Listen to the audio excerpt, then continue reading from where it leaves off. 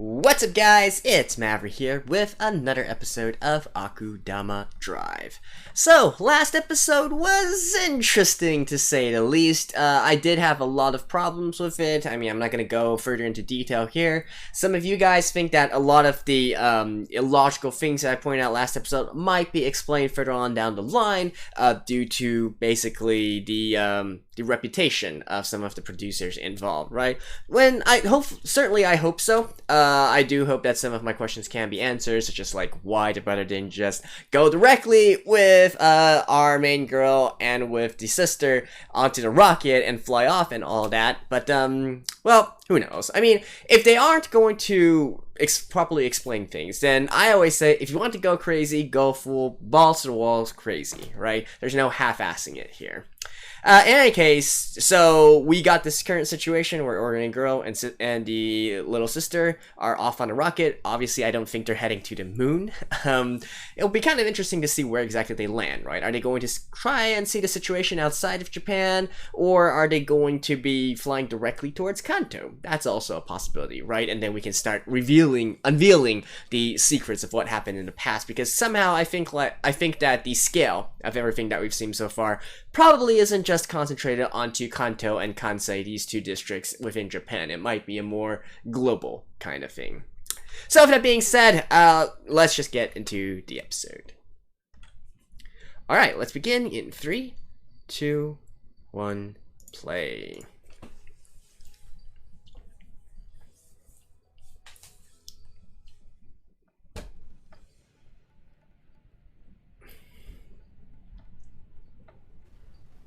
Yeah.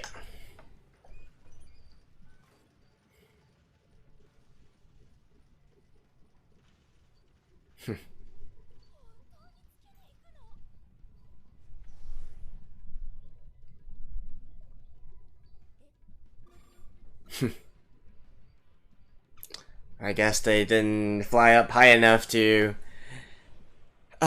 escape Earth's gravitational pull. I mean, it's not like you could have went to the moon and done anything either.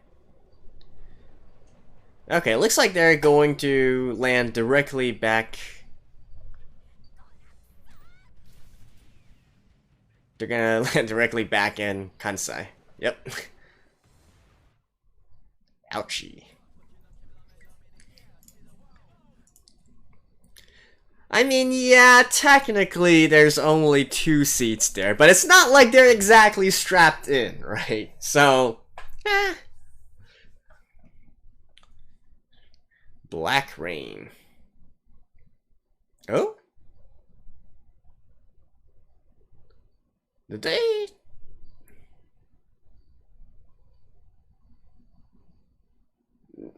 Yeah, I'm not saying things right.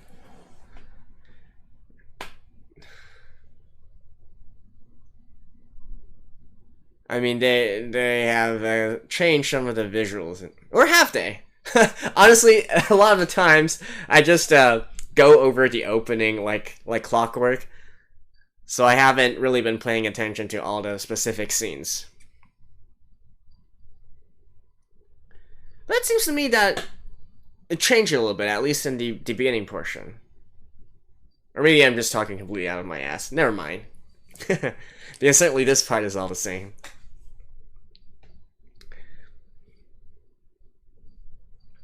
I guess most of the time I'm too busy talking about some other stuff and whatnot.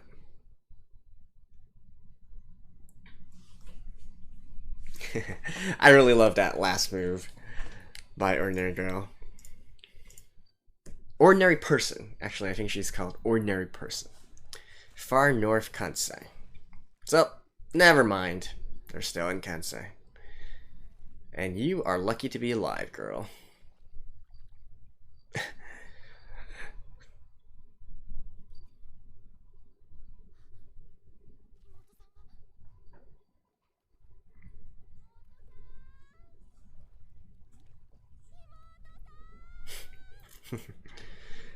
I do find it quite funny that, you know, even throughout all this, they're really going for it with the no name kind of thing, right?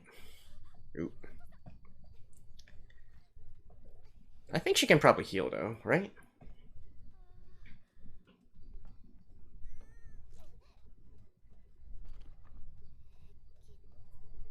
Yeah.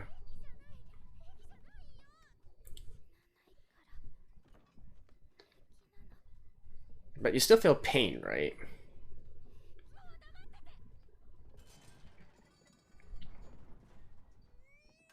Yeah.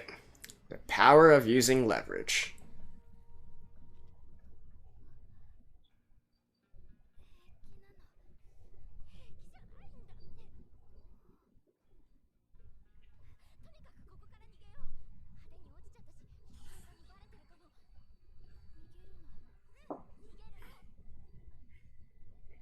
Middle of nowhere.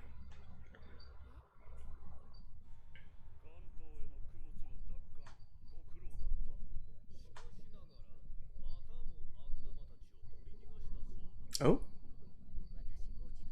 Wait, the rest of them escaped? I thought they were all captured.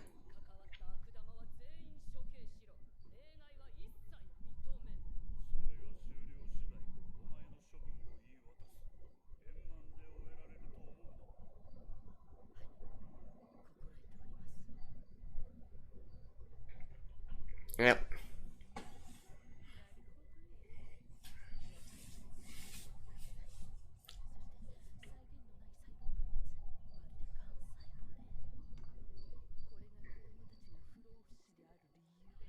So basically, rapid regener.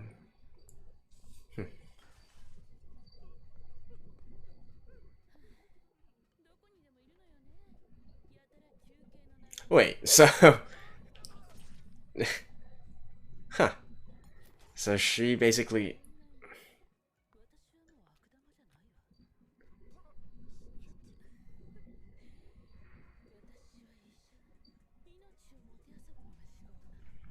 I mean, even if your past crimes were wiped out... Oof.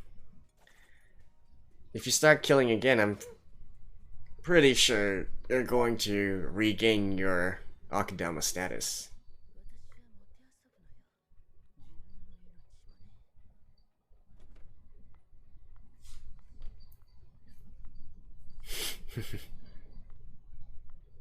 I'm thinking about opening it.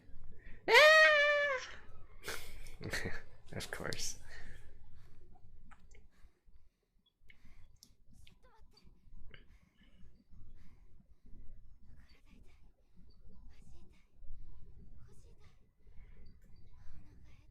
I mean, girl, you're lucky that you didn't break any bones, get any fractures, sprain anything.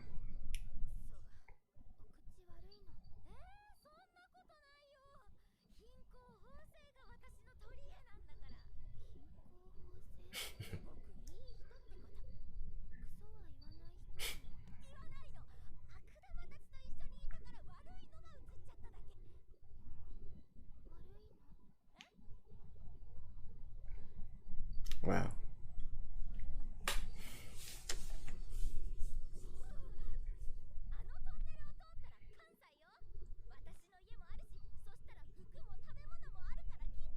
You're seriously going back to where you lived before? Alright.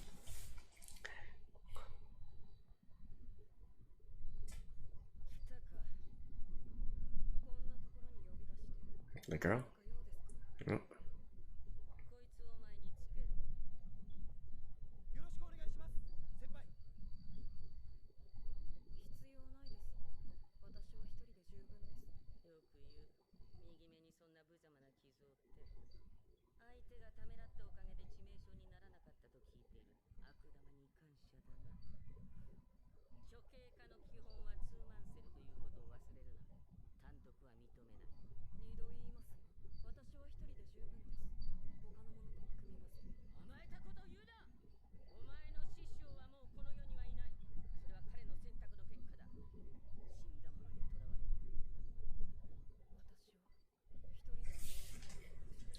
Yeah, she's going rogue.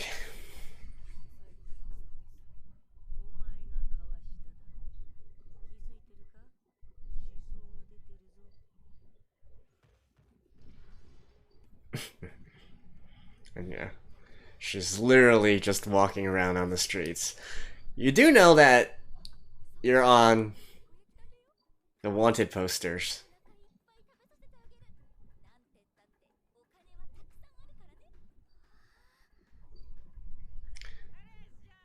Yeah, but she can't.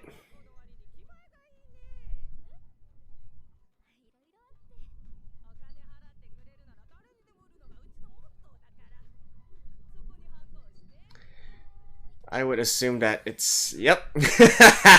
Of course.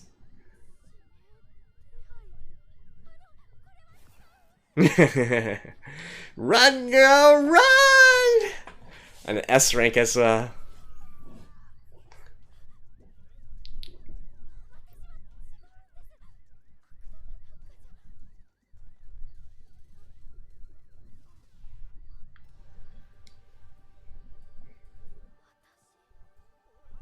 Oh, she hasn't realized that yet?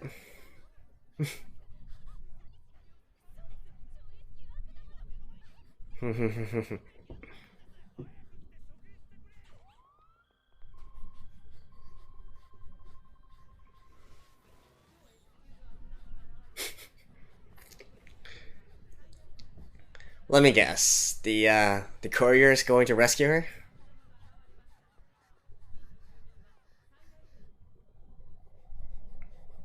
I mean...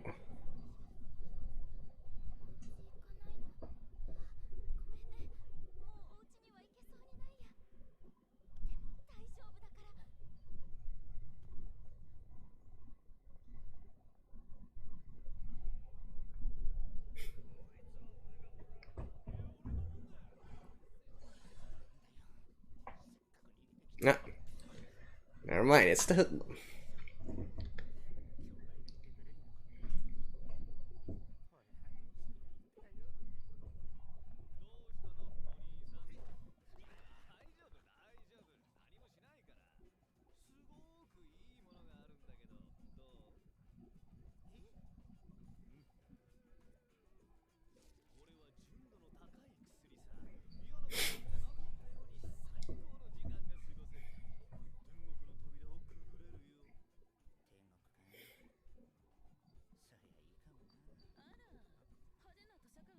It's a doctor.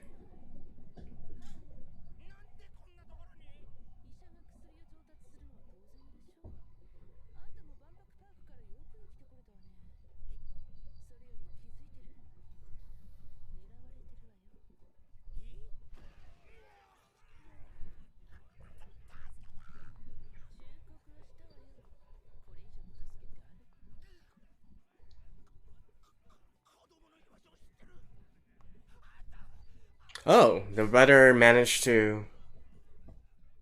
Oh, no, wait. The brother was captured, but the doctor doesn't know where he is?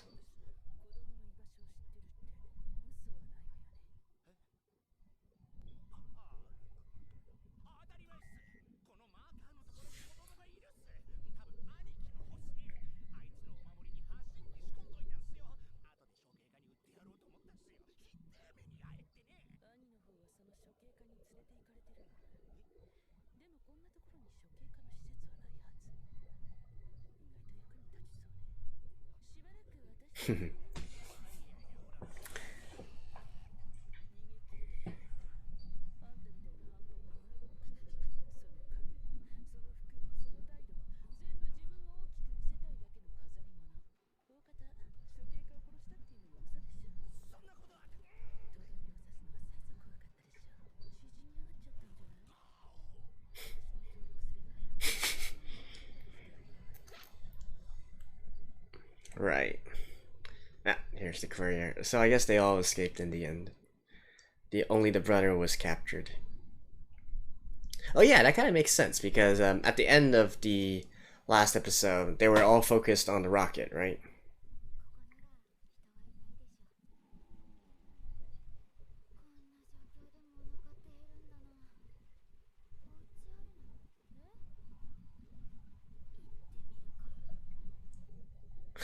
Is it going to be one of the Akudama's hideouts?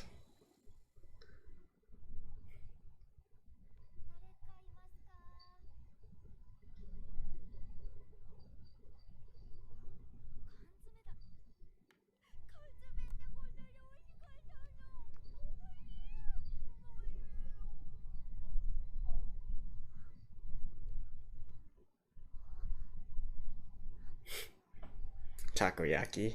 Canned takoyaki. Alright.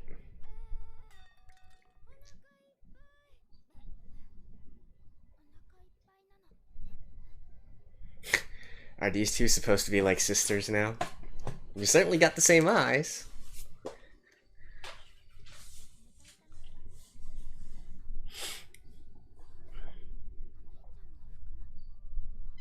Mei-chan.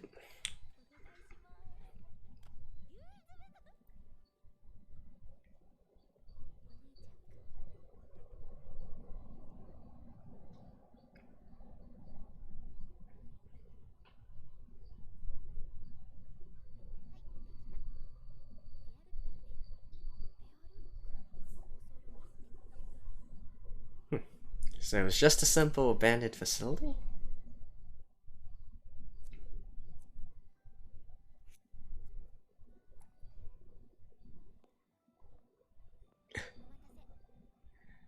The same.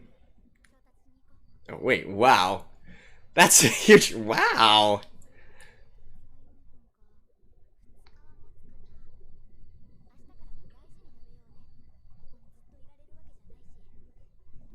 Does she figure that this will be a better disguise?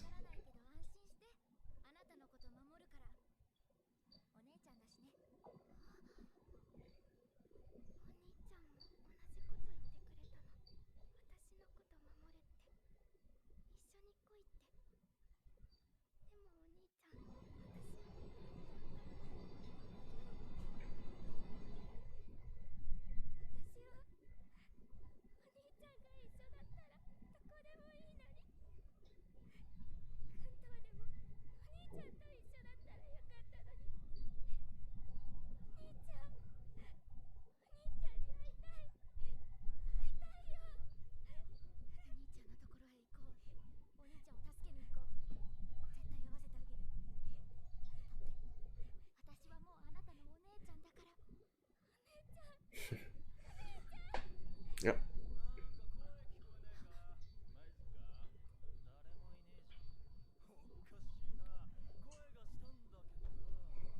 Seriously? And they're gonna get out?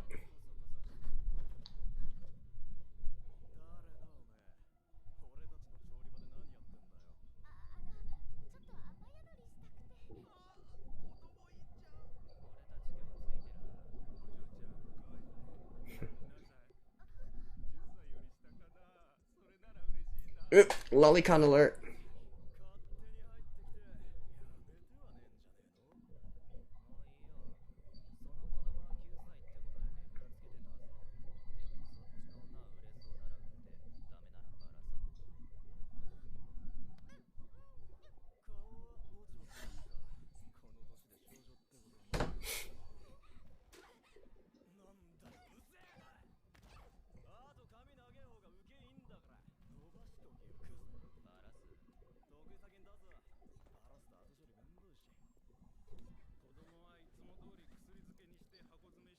Oof.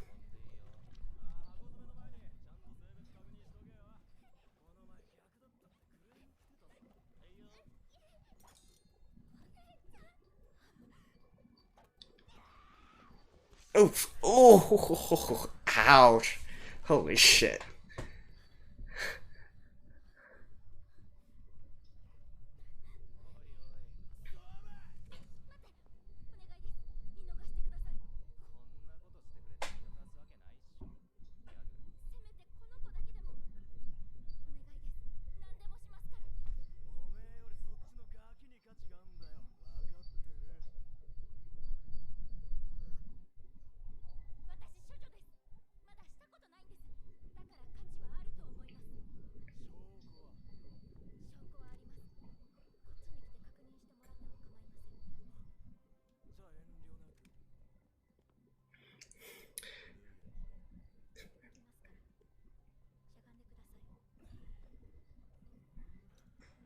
Then, yep.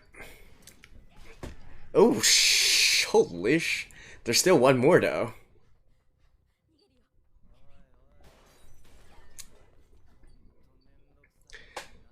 And you still haven't killed her yet? Talk about the most stupid. Okay, this is like... What the...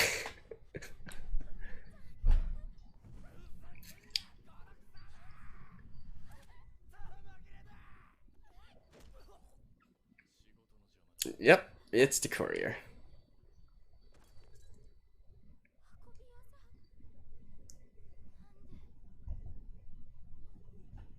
Of course, it had to be the courier.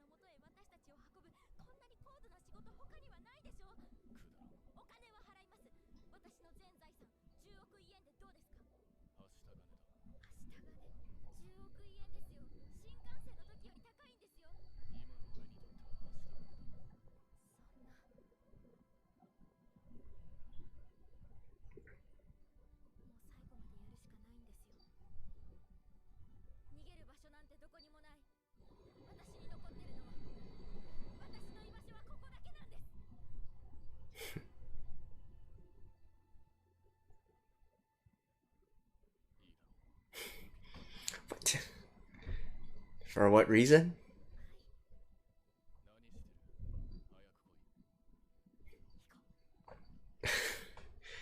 I mean, WTF? Like, seriously. I mean, alright. I'll see you guys after this. Okay, there's actually still a little bit more after the ending. Let's watch this in 3, 2, 1, play.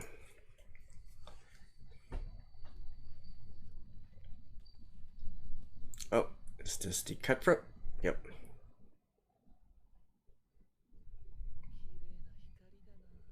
Is he gonna be like, I smell her? Yeah. Oh, I was wondering like where all the rest were. Alright, see you guys after this. Wow. Now that was certainly something. So, it seems that out of the two routes that I was saying at the beginning of this episode, Akudama Drive is clearly going towards the balls to the walls crazy kind of route here. And honestly, I love it, right? I love the fact that they're going all the way to this sort of heavy, you know, just like a complete change, a complete 180 turn from the how we originally saw it, right? It's kind of fun, it's kind of crazy, but it's still mostly still lighthearted, even though they are of course killing left and right, but it's still done in a more lighthearted tone kind of way, right? And yet now we really get into the nitty-gritty stuff, right? We get into drugs, we get into sexual abuse, we get into, you know, actual very graphical murders and all that, and especially, you know, done by Ordinary Girl as well. This is definitely, I honestly did not expect her to really just kill those two thugs right there and like that, right? I thought that, okay, maybe she's going to do something to fight back and all that, but I was pretty sure actually that she was going to be saved at the end by the courier, because obviously she has the best connection with the courier, and all that. So it did come as a bit of a shocker when she just directly killed those thugs, and in a very graphic way as well, right? And here's my first minor complaint about this episode. Like, you censor the stuff where the bullet blows through someone's head, and the surgical knife scenes in the throat, right? And yet, a razor sharp, like, tin can straight through the eyes, gouging his eyes out and then killing him, that's okay? That's, where exactly is your line being defined, right? I have absolutely no idea why they censored the other scenes, but they don't censor that scene, and so on and so forth. Like, what? Alright, but anyways, beyond all that, like, I do love the fact that we got such a big attitude change from Ordinary Girl, right? She's clearly getting into this, she's kind of accepting that she's Akudama now, and she's getting into the role here, right? And judging from the preview that we can see from the next episode, I did see a few glimpses of it. It seems that things are going to get even more crazier and heavier and all that. So, I think in several different ways, Ordinary Girl is going to lose her innocence. There may or may not be innuendo in that, but she is going to gradually evolve into the actual swindler, right? So, I definitely love that, and I love that they went, completely crazy in terms of this, and they might continue to go crazy later on. So that is all good and well, right? I love that development. However, I have a big issue once again with how this particular episode was portrayed, and how the story and how they were all interconnected, right? I love the setting of it. I love what they've done with the development, but the execution of it was so terrible, right? It was so terrible. I mean, maybe that's a little bit of an exaggeration, but there's just, even back in the last episode, I was saying, you can have all that great reveal, the twist that the moon is fake, the twist that they're actually trying to get on a rocket and blast off into space and all that. You can do all of that, but still manage to find a way to write the story in a coherent way where, you're not left thinking, well, how the hell did that happen in the first place, right? And that's the same thing that happened here, right? We get through a lot of situations here where we're just like, okay, that's a pretty convenient outcome to all of this. Like, we clearly all probably knew that the courier was going to show up and save Ordinary Girl, right? As he has a tendency of doing, and especially considering their bond with each other.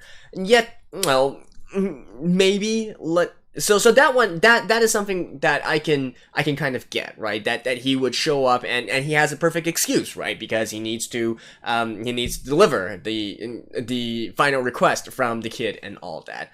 And yet, like, sure, in this, at the end of this episode, he accepted Ordinary Girl's request as well. Couldn't we have a little bit more dialogue in regards to why he accepted this particular request, why he accepted this particular job, right? Maybe allow us to get to know, like, at least have some sort of excuse, right? Instead of just very conveniently, hey, I have nowhere else to go, this is all I have now, and then, okay, sure, I'll accept your job. Like, come on, you can do better than that. It's just so frustrating to me because, I do think this series had a lot of potential to be, like great, or even, I hesitate to say masterpiece, but definitely up there, right? And yet it's flawed by these little details that just weren't given enough attention. And the same with the scene where our swindler, our Ordinary Girl, was there killing the three thugs, right? Like, that was a pretty powerful scene, and like I said, I was shocked that she actually was able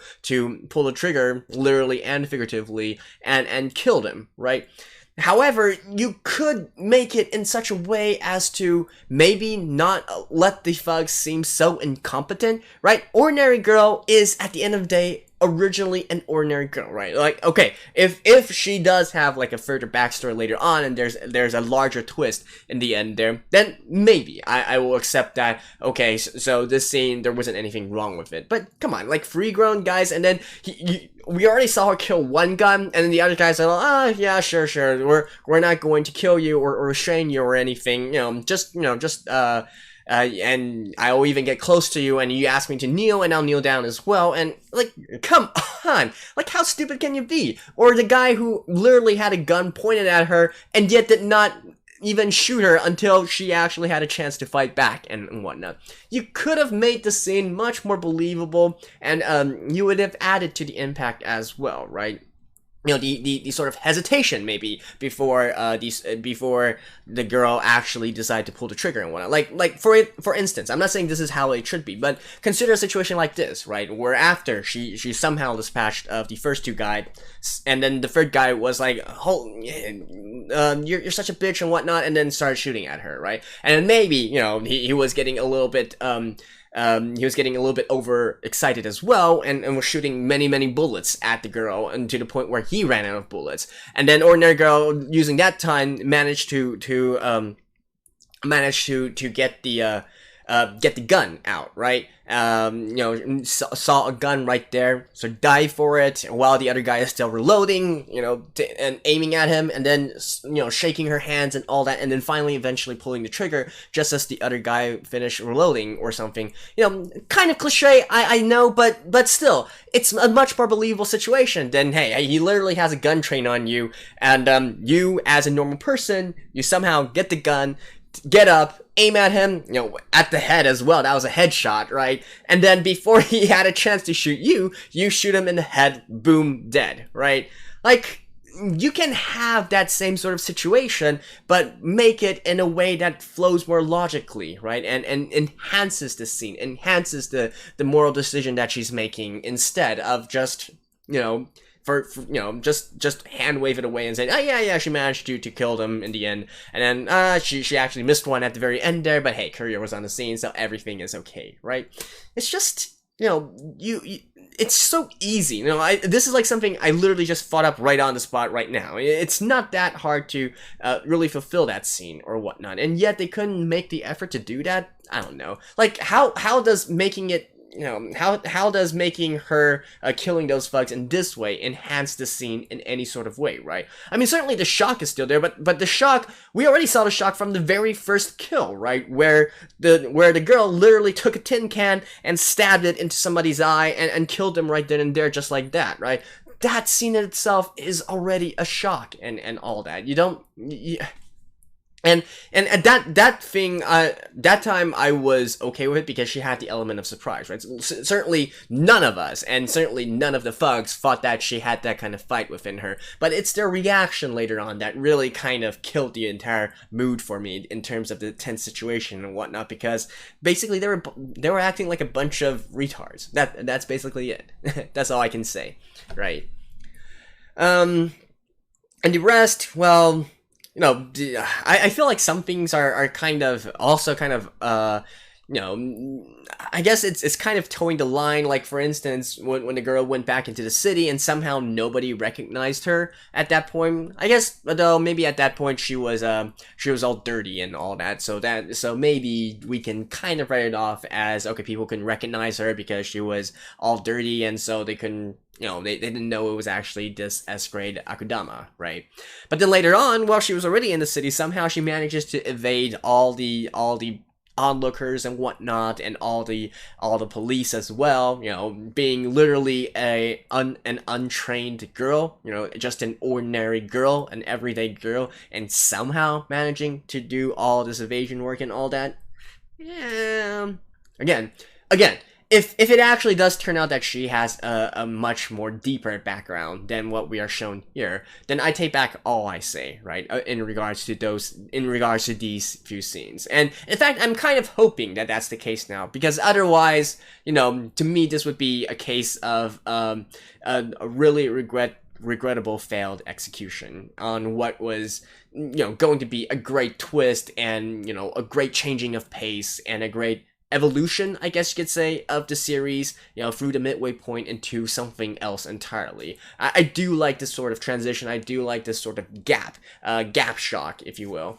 But the current execution of it, I feel like, could have been a lot better. You know, it's one thing to just shock us into something, right? But once the initial shock is over, and then you really think about it, I mean, even for me, actually, I wasn't even all Sure, I was shocked, but the entire time I was all like, okay, how exactly are you going to get out of the situation? Wait, what the hell? That's how you get off the situation? That makes no sense at all, right? That was going through my mind the entire time. I don't know. Am I the only one alone in this? Really? You guys don't have any other complaints about the series that similar to I do about how it was portrayed and all that? Do let me know, okay? Because, I want to know if it's just me or do a lot of people also feel this way about how this particular episode was set up, and including episode 7 as well, right? I know some of you guys are saying, oh, just give it some time, everything will be explained in the future because you trust the creator and whatnot, because it's the same creator of the Danganronpa series, but still. Is that really the case? I don't know. I mean, hopefully so, but I'm not getting my hopes too high up on that part. Let's just say I'm taking a more pessimistic view of all that. But at least at the end of the day, after saying all that, is this entertaining? Yes. Do I love this twist that they got into it? Yes. And am I really looking forward to seeing how it's going to continue in the future?